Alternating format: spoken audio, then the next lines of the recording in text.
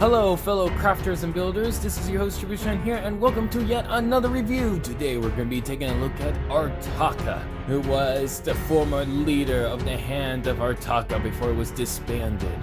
The very one who built the Toamata with the consent of the Great Bee.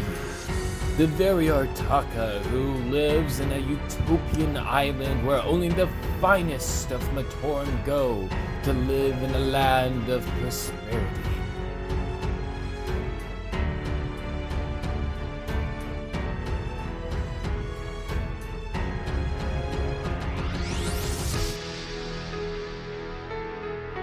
Now, without further ado, let's go straight into the size of this thing because he is quite the big figure.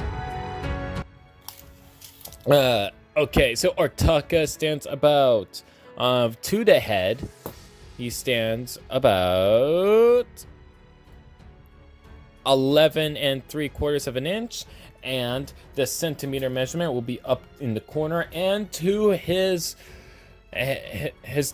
decorations on his back, it goes up to 13 inches, and the centimeter measurement will be up in the corner as well. But without further ado, let's go straight into functions and, like always, articulation to a mild degree. Alright, so let's go straight into it. Now, these little bits are on bolt joints right over here. The legs themselves, they have a good side to side. As you can see, they got upwards and downwards by a good degree. If you move this forward a little bit, you get a little bit more range right there. He's not going to do anything too crazy. The skirt pieces can go up and out of the way. That goes for the ones in the front and the ones over in the back, just slightly. But you don't need it to go back too far. Alright, so can go forward this far, can go back about this far. So you get a little bit of range, just not that much. But yet again, you're not going to be imagining Artahka doing anything crazy. His arms are on bolt joints. As you can see, he has a waist rotation as well. Bolt joint at the head. And yeah, that's about it. So let's go straight into the function. Now, this is what he looks like over in the backside. So pretty clean. Wait a minute, he has a gear function, then where's the gear function? Where do you twist the gear? Well, you don't have to twist the gear, you big oaf. Only you had to do is literally have the arm forward, like as if he's swinging. And then he swings his hammer.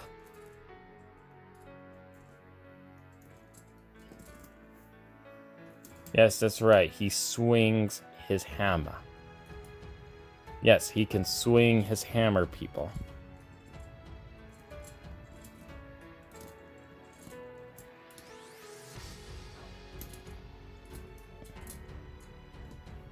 So, yeah, he has a gear function. Now, of course, he can hold the pose on the waist only slightly. It's just that the weight of that hammer kind of makes him want to twist his waist only slightly. But he can hold the hammer up, and with no issues at all, it can hold it straight forward.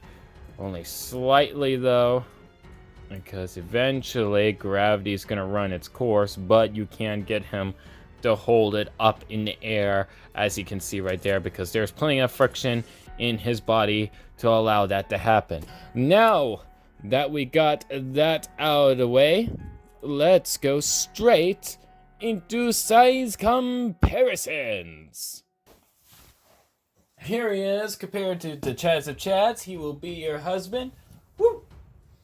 And here he is with Bad Guy, and he will kill your husband. Here he is compared to a Mata build, so you get the size comparison and see how big he is compared to a Mata build. It's pretty big. Here he is compared to a Roxy, so you can get some size comparisons there. So you can get a comparison. There you go. Here he is compared to a Nika build, so you get an idea how he scales with a Nika build. Pretty big for a Nika build. I think he scales well. I think he does. Maybe a little bit short for you people, but I don't mind it. I mean, he is specifically supposed to be 10 feet tall. Toa are about like 7 feet tall. So just a few more inches taller, it makes sense. I mean, just 3 feet of difference, and you got it right there. So that actually works for Artahka since he is supposed to be 10 feet tall in canon.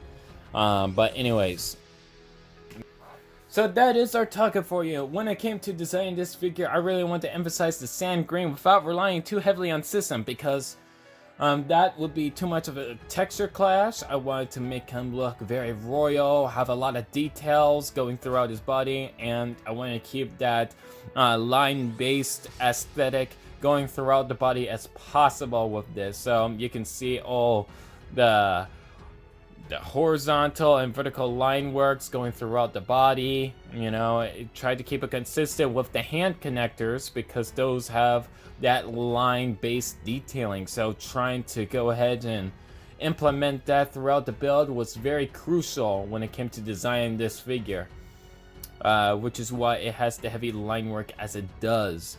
But anyways, that is about it for this figure. If you want to go ahead and follow me on any social media, I highly recommend that you go ahead down in the description down below. And also, if you want to go ahead and check out videos a week early in advance, I highly recommend to go to my Patreon, where videos are up for free a week early. Yes, that's right. But anyways, that's a bit all for now. So without further ado, I'll see you all in the next one. Bye, guys.